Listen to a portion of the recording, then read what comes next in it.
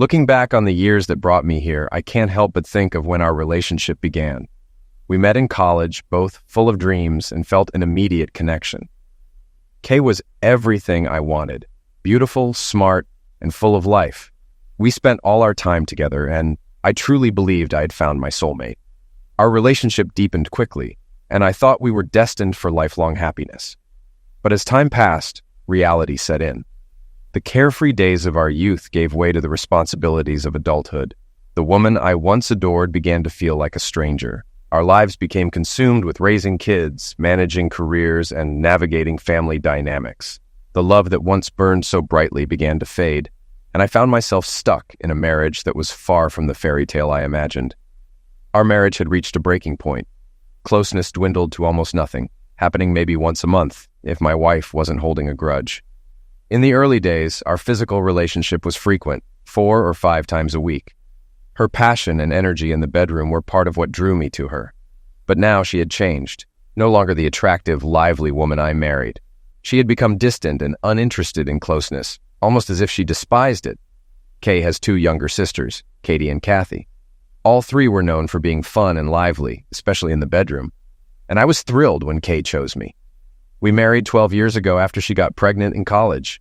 We were both seniors and in love, planning to get married anyway. Our daughter Sally was born 5 months after the wedding, followed by our son Kevin a year and a half later. Both kids are spoiled by their mom, her sisters, and her parents, who have always looked down on me because I couldn't provide the luxuries they wanted for Kay. Her parents, who never worked a day in their lives, lived off inheritances. They're running out of money now, but only I know that because I checked the property records years ago. Kay's sisters each have 2 kids. Katie is married to Ron, who runs 5 dry cleaning stores for his dad. Kathy is married to Mark, who inherited a house and some money when his grandparents died. He owns a marketing firm, though I've never seen him work. Like Kay, they're fun at parties, but useless when it comes to real work. 2 years ago, I sat in my home office, frustrated after having to take care of myself in the shower that morning, and took a hard look at my life. Almost no Zex.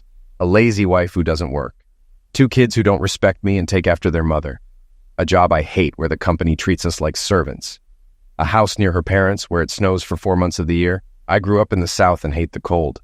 A 10-year-old car that was originally my wife's until she wrecked it, traded in my car, and bought herself a new one because she couldn't wait for hers to be fixed. I'm not even allowed to drive the new car without facing verbal misuse and no Zex. We're paying for a house that's too big because we need to live near her family. Paying for a small inbred dog that needs meds to survive. Paying for a maid twice a week because housework made her too tired for Zex 10 years ago. The small increase in Zex lasted 2 months, but the maid is still around. We're paying for a clubhouse and spa membership so she can hang out with her friends and sisters.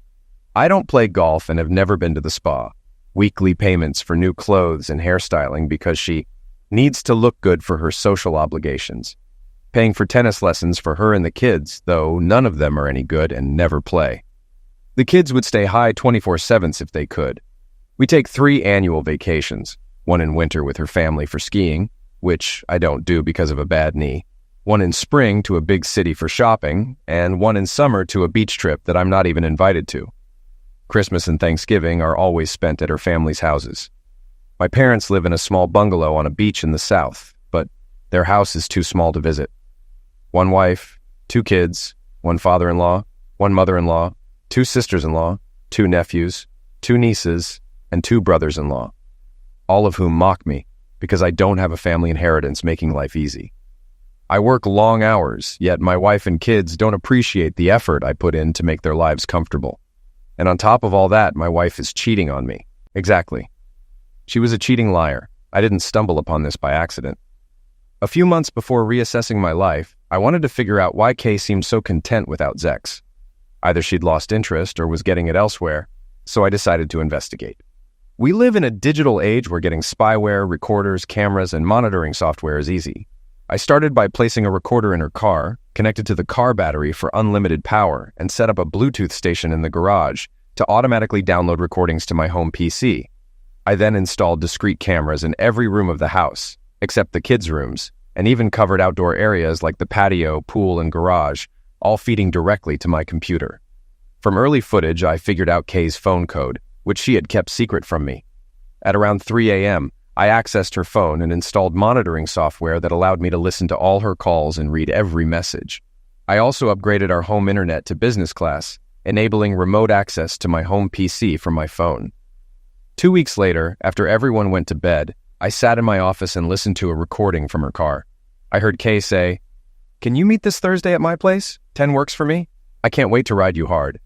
"Me too, babe. Love you." That hit me like a ton of bricks.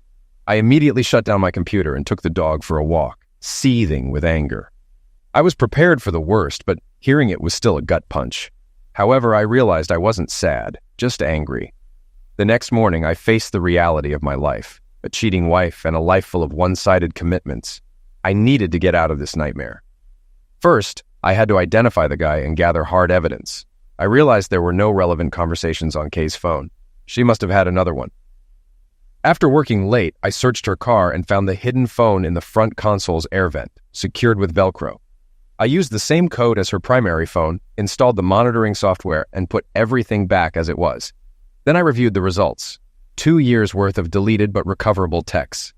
What I found was shocking.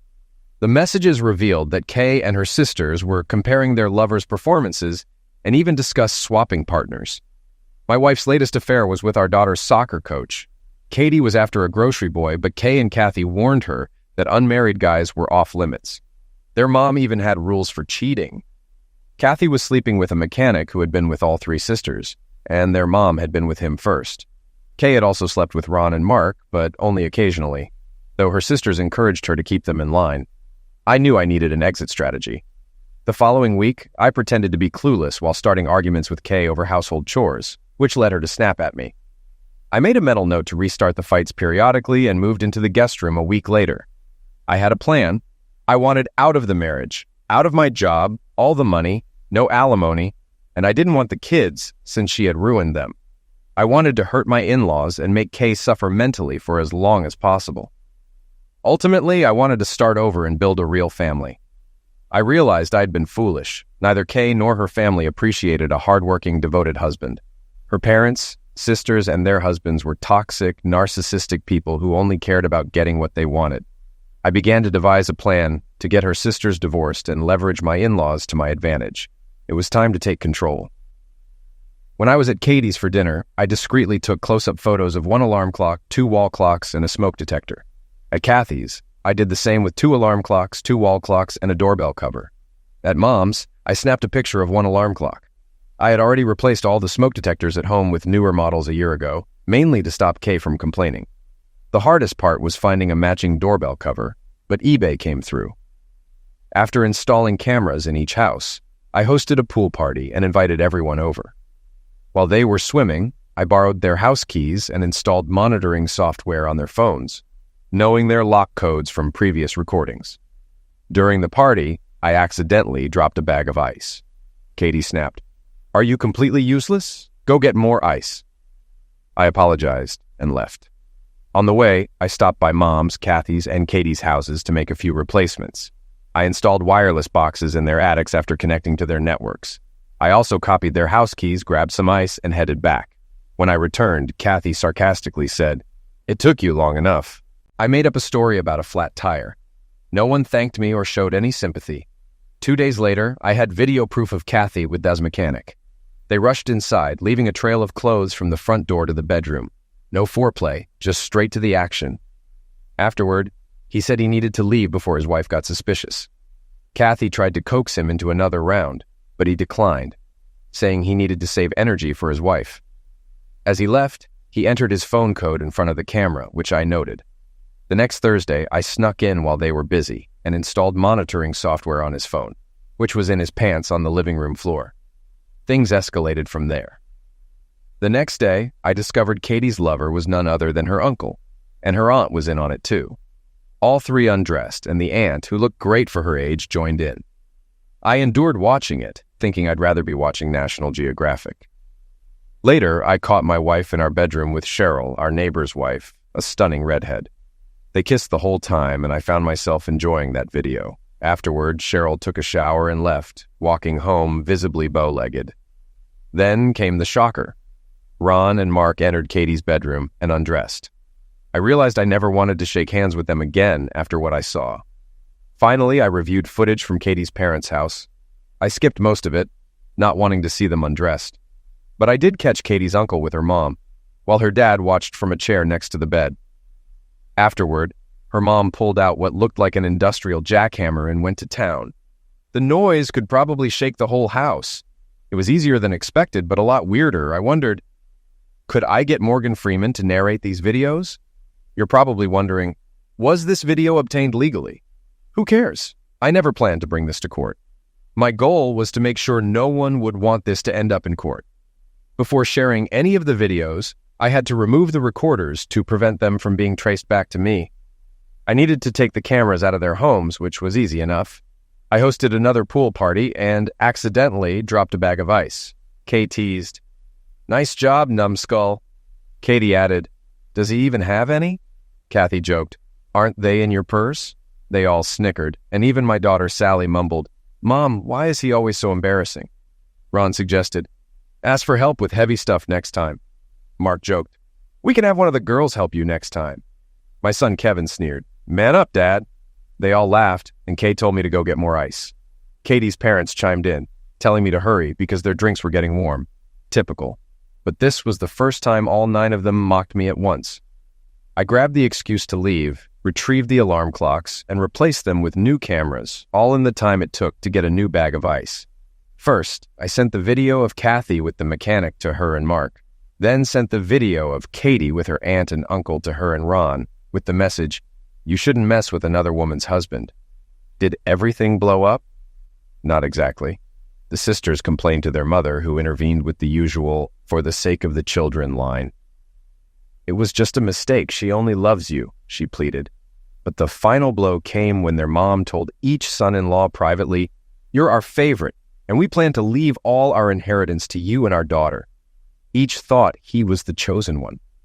To push them further, I sent Ron and Mark their own compromising videos with a message.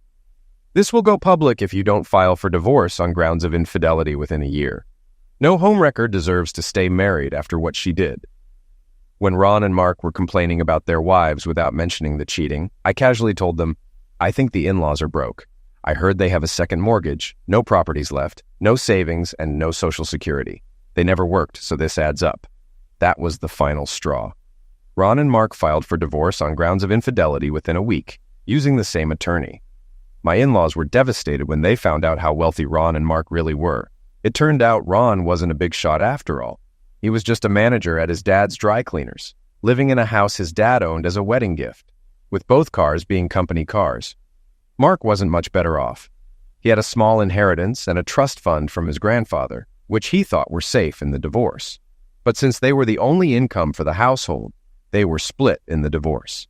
They used up all their savings on lawyers, and Mark ended up with 1/3 of the trust fund, while Kathy got 2/3. It wasn't much. As for their house, everyone thought Mark owned it, but it was actually his parents'. He had told everyone he bought it from them when they retired, but they still owned it. Mark's parents had basically disowned him, letting him live in the house on the condition he stayed out of their lives forever. Kathy tried to convince them to let her and the kids stay, but my mother-in-law ruined it by threatening to sue Mark's dad if he didn't let them live there for free. He told her, "You can buy the house and gift it to your daughter," and hung up. The house went up for sale 2 days later. Mark never owned a marketing firm. He was actually fired for sexual maltreatment at his first job out of college. A week later, my mother-in-law ended up in jail with a restraining order after attacking the mechanic's wife. She believed the mechanic's wife was behind the incriminating videos and slapped her in a coffee shop. Bad move. The mechanic's wife, with her babies in a stroller, punched my mother-in-law, breaking her nose and giving her 2 black eyes. The whole incident was caught on the coffee shop's cameras and a hidden camera in my mother-in-law's car. While waiting for the police, the mechanic's wife asked, "Why do you think I sent the videos?" My mother-in-law, still sneering despite her broken nose, replied, "He said you weren't good in bed. Did you really think you could keep him all to yourself when we were more than willing to share?" I decided to help the mechanic's wife by sending her the video of Kathy with the mechanic, along with his trophy pics and cheating texts. The mechanic was divorced within 3 months. At a family gathering, Ron and Mark, both drunk, complained to me about their divorces. Mark admitted he married Kathy hoping her parents were rich, and that it would reconcile him with his dad. Now he had almost nothing left, with most of his trust fund going to his ex-wife.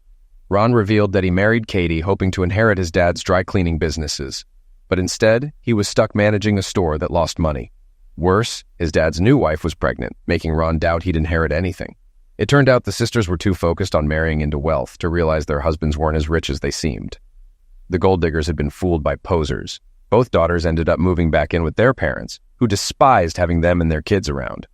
My mother-in-law even complained, "Do we really have to put up with those two witches and their loser kids?" With the sisters divorced, my little hobby was paying off. Life at home improved slightly, and my wife even briefly complimented me as the main breadwinner compared to her sister's exes, though they quickly turned it into a joke. While my mother-in-law was recovering from nose surgery, I enjoyed a brief reprieve from her interference. Her nose healed crooked and noticeably bigger, which was a small victory for me. Meanwhile, I grew more resentful of my boss, John, who had become a greedy, self-centered idiot as the company grew. Our bonuses had shrunk from $16,000 to less than $2,000, and I was earning less each year due to inflation and rising costs. Since my surveillance hobby had worked so well, I expanded it to John's office, his home, and his secretary Sasha's apartment. Rumors suggested they were having an affair, and it wasn't hard to confirm. I got a copy of Sasha's apartment key during a management meeting and installed cameras and monitoring software. With access to their phones, I discovered they were meeting every Thursday at Sasha's apartment. I got video evidence of everything. Sasha and I always got along well at work. Unlike the other men, I wasn't afraid of John or interested in Sasha romantically.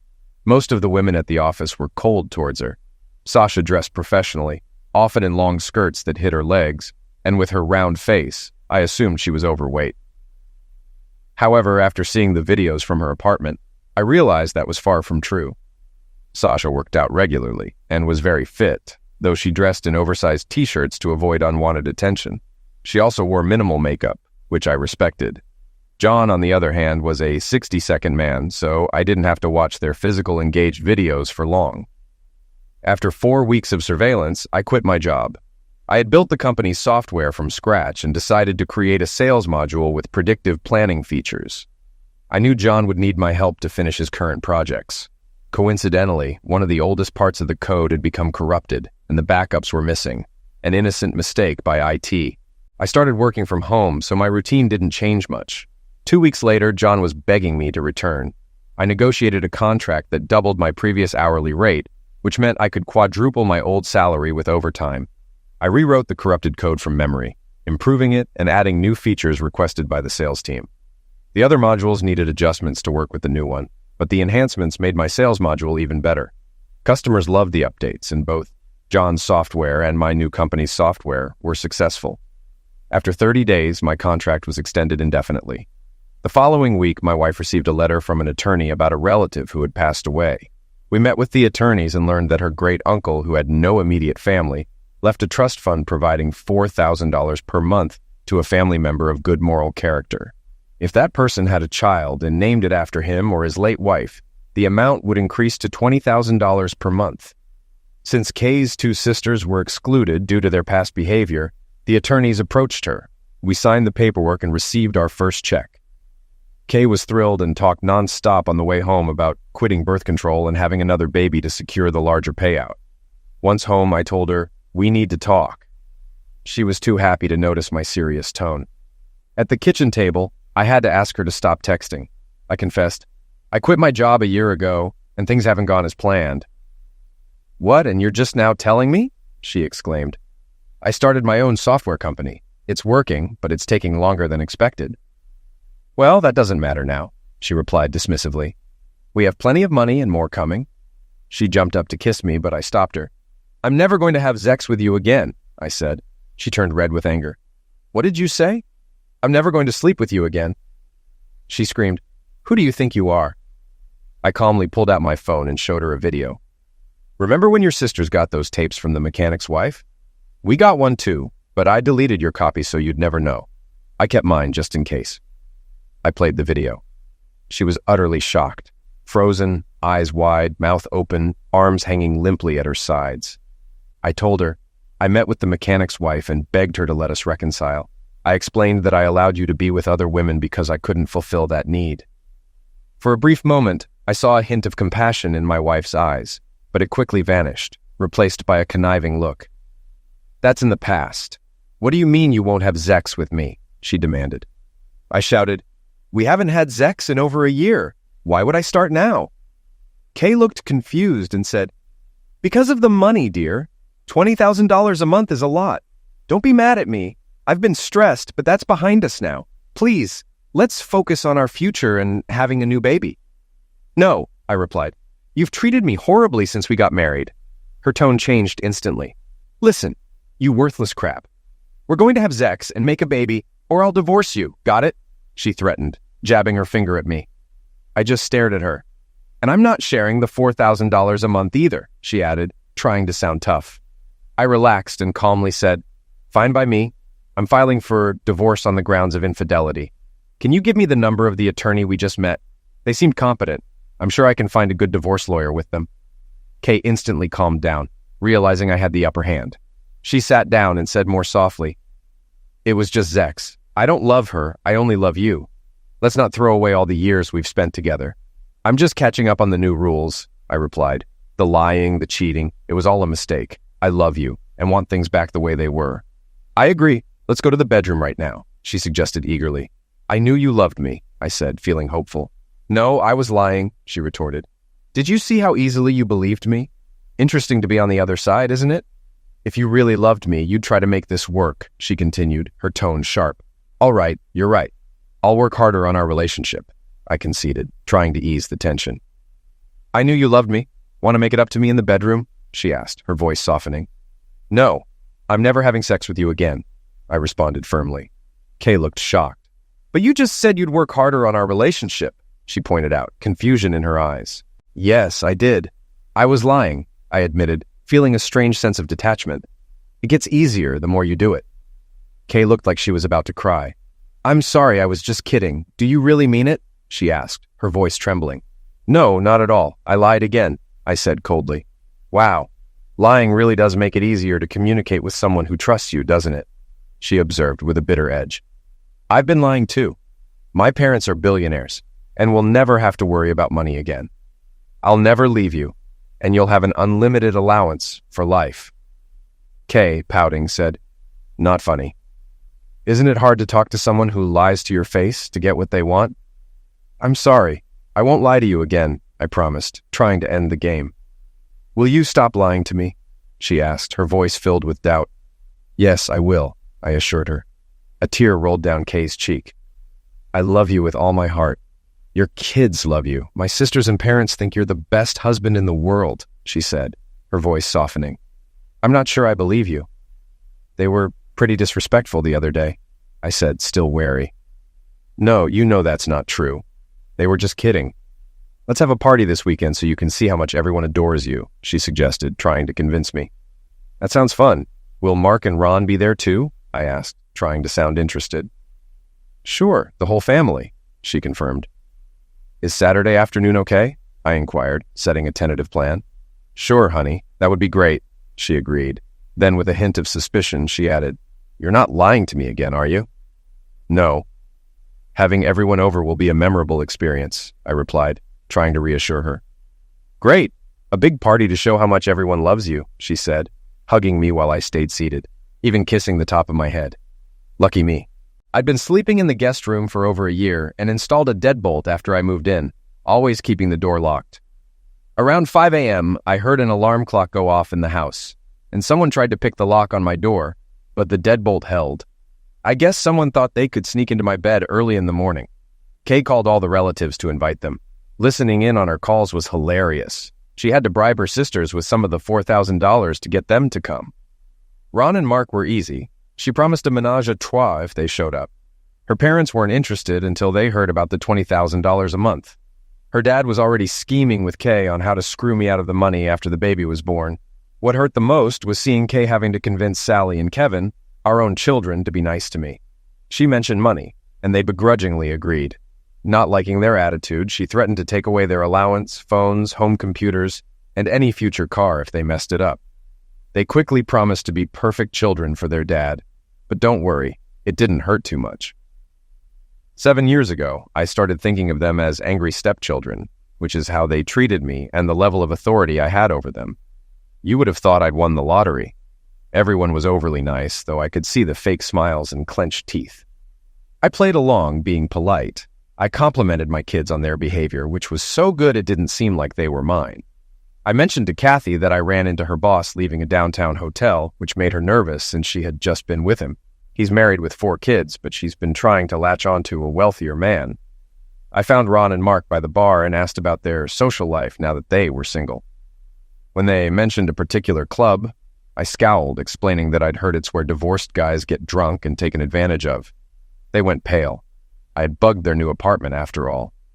I casually told my father-in-law that I thought I saw him and his brother with a young woman named Ainsley at a restaurant.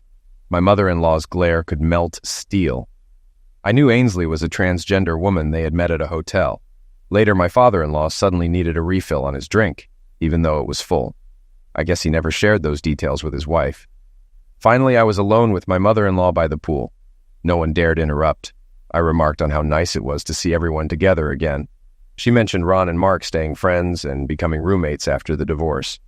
But her eyes suggested she suspected they were more than just friends.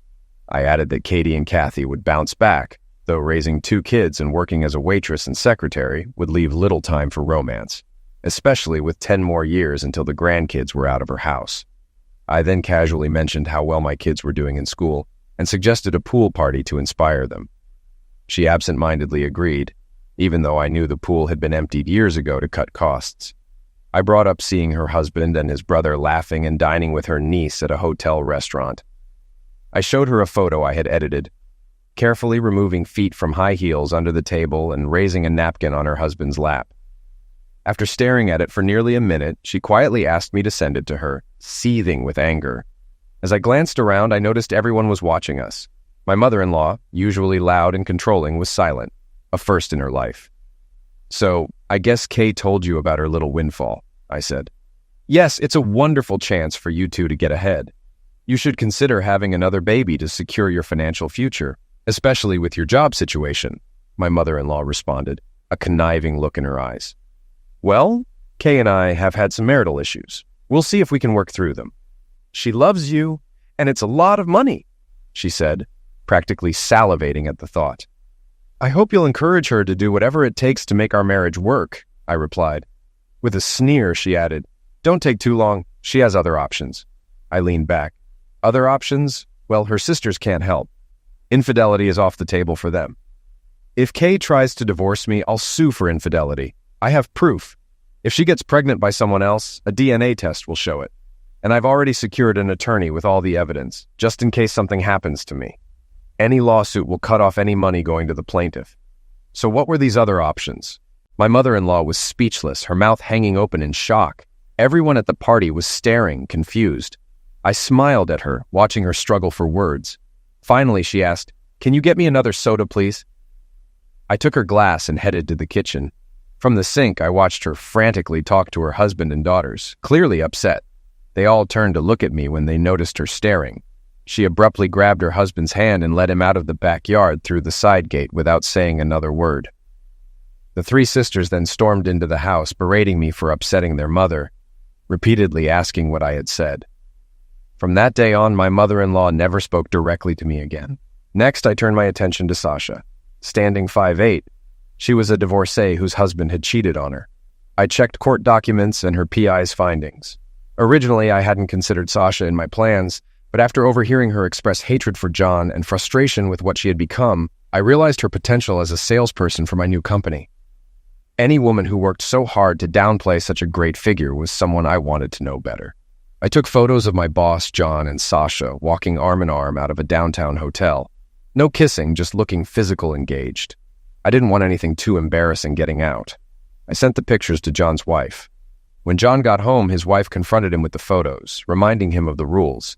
Never in the house, no children, nothing public. John argued, but eventually gave in. She wasn't going to be easy to crack, so I knew I'd have to up the stakes. That Monday, John fired Sasha. I was waiting outside as she left.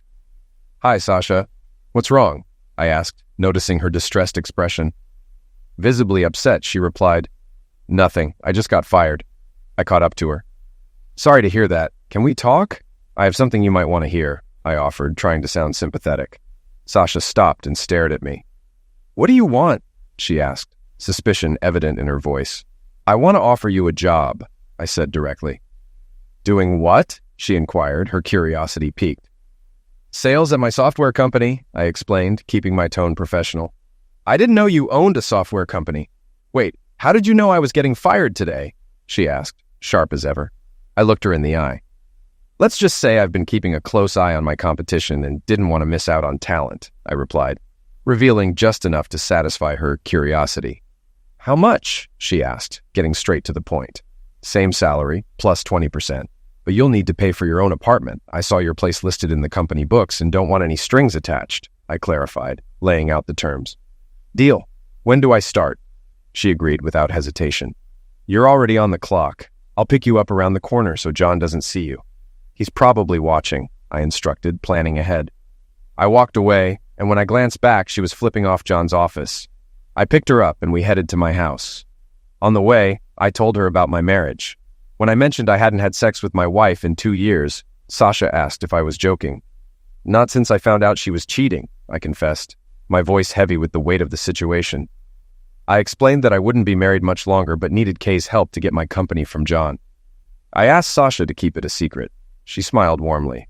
Those brown eyes were something else. When we arrived, Katie was there. Katie growled, "Who's this?" Her tone filled with suspicion. "This is my new head of sales and marketing. She'll be working here for now. Any problems, Katie?" I introduced Sasha, making my authority clear. "No problems," Katie replied, albeit reluctantly. Sasha seemed surprised by her new title, but I set her up at a desk next to mine. We spent the day going over my new software, which impressed her, especially the sales module. Over the past 2 years, using cheap labor and countless hours, I had rewritten all of John's programs. The new software was 10 times faster, smaller, and more intuitive, with all the features John deemed too expensive. I gave Sasha 3 leads already using my sales software, and she quickly secured appointments for demos. Before Sasha left, I told her I'd be having a conversation with Kay in the kitchen that I wanted her to overhear. "I might need your help tonight," I hinted, my tone suggesting the seriousness of the situation. I left the office door open and called Kay into the kitchen. "We need to talk," I began, preparing for a difficult conversation. "Kay, I'm not going to have sex with you," I stated bluntly. "But we've been getting along so well," she protested, surprised by my sudden statement. "I need you and your sisters to sleep with someone," I said, cutting to the chase. "What? We're not hookers you can order around," she snapped, her voice rising in anger. "What if I promise to give you a divorce so you can remarry and have a legitimate baby?" I offered, trying to sweeten the deal. "You'll let me divorce without claiming infidelity?" she asked, her tone softening as she considered the proposal. "Yep," I confirmed. Kay smiled. "Who do we have to sleep with?" she asked, now more cooperative. "My boss, John. I need you and your sisters to meet him in a hotel room tonight," I instructed, laying out my plan. "We can't do it tonight. How about tomorrow?" she suggested, trying to negotiate. "No, it has to be tonight. He just dumped his girlfriend and will be looking for a rebound," I insisted, my voice firm. "Okay, but who'll watch the kids?" she asked, practical as ever. "Sasha and I will," I reassured her. Kay hesitated, about to ask something about Sasha, but I quickly pulled out a new purse from under the table. "I have a present for you," I said, trying to divert her attention. I pointed to some black buttons on the purse. "These are cameras. Just make sure nothing blocks the view," I explained, my tone casual, yet purposeful. Kay hesitated again. "I'm not sure I'm comfortable being recorded," she admitted, her voice tinged with unease. "I have weeks of videos of you with different guys," I stated bluntly. "The tape of you with Ron and Mark is over 2 hours. I've got days of footage of you and Cheryl in our bed. Don't tell me you're shy now," I added, my voice firm, reminding her of the leverage I held. Kay, looking sad, asked, "You have videos of me with Ron, Mark, and Cheryl?" Her voice was barely above a whisper, the weight of the situation sinking in. "Yep, and many more," I confirmed without hesitation. "If I do this, will you destroy all the recordings?" she asked, a glimmer of hope in her voice. "Absolutely. Do this for me, and they're gone," I promised, sealing the deal. Kay smiled again, a reluctant acceptance in her expression.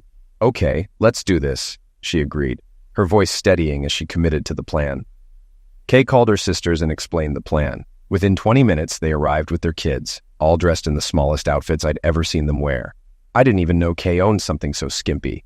But when you offer free babysitting, drinks, a hotel suite, and a new Zex partner, how else would they react? Once alone with the sisters on the porch, I showed them a picture of John and said, "I want you to wear him out." Their eager smiles told me they were up for it. After they left, Sasha and I got the kids settled in front of the TV and went to the office to monitor the situation.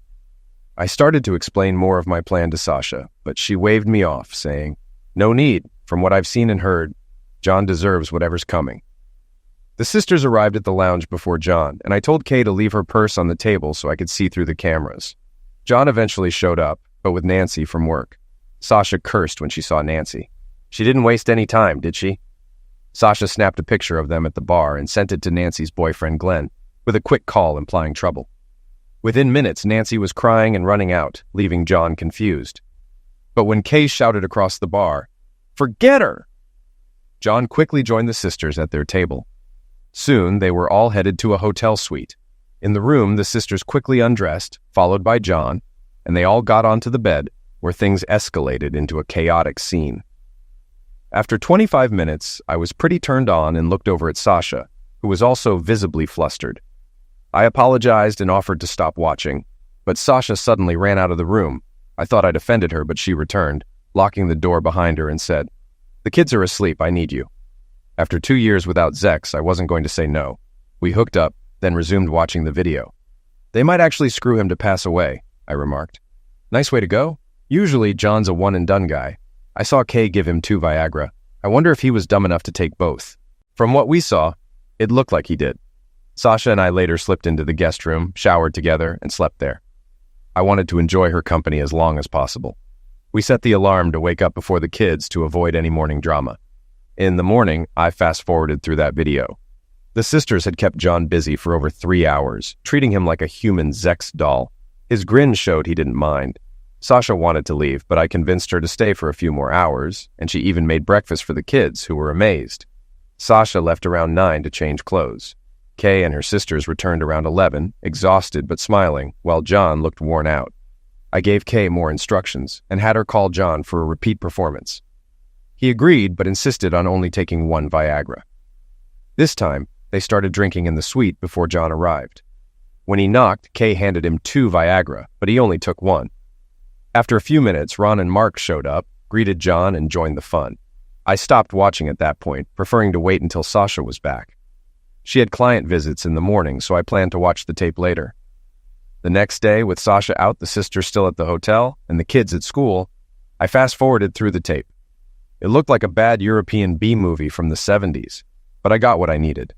I rented an apartment downtown right across from John's office and paid a maid to keep it clean and stocked with food and water. I had the 3 sisters meet John there every day after work, as often as he allowed. When John tried to skip a day for rest, I gave the sisters tips on where to hang out so he couldn't avoid them. To keep Katie and Kathy motivated, I promised them 10% of Kay's $20,000 monthly allowance once she was divorced and had the baby. Kay agreed, knowing they'd mooch off her otherwise, and that without them, there'd be no divorce. I eventually sent a highlight reel of John's activities to his wife, blacking out everyone's faces except John's. At first, I thought my plan might fail since John's wife was strikingly attractive and, interestingly, the daughter of a local mob boss. When John got home, his wife dragged him to the bedroom, stripped him, and hog-tied him on the bed. She played the video on their big TV while John begged for forgiveness. Without saying a word, she pulled out a giant paddle and began knocking him.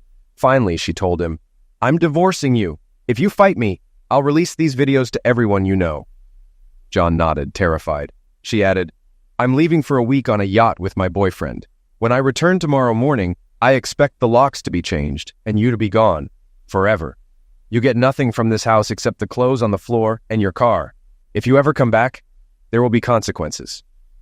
As she walked out, John screamed through his gag, but she coldly replied, "Don't worry, a couple of men will escort you out. Have a nice life." The next morning, 2 large, silent men in suits untied John. When he moved toward the bathroom, they pulled out weapons, forcing him to dress quickly and leave. They waited until he drove away. John's wife filed for divorce that same day. Though upset, John was too busy with the sisters to dwell on it.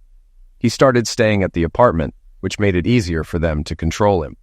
When they saw the bruises on his bum, they laughed, and Katie even spanked him until he cried. John's wife froze all their accounts, and he soon struggled to pay his employees. Losing 25% of his business to a new competitor didn't help. I called 3 key people at John's company, hinting that payroll might not happen and offering them jobs. They didn't commit right away, but I left the door open. A few days later, John tried to access his garage but found it locked. I texted him, "I told you only your clothes and car." Believing his wife was behind the leaked video, he was shocked when a tape of him with Ron and Mark spread throughout the industry, courtesy of an anonymous tip to a big-mouthed competitor.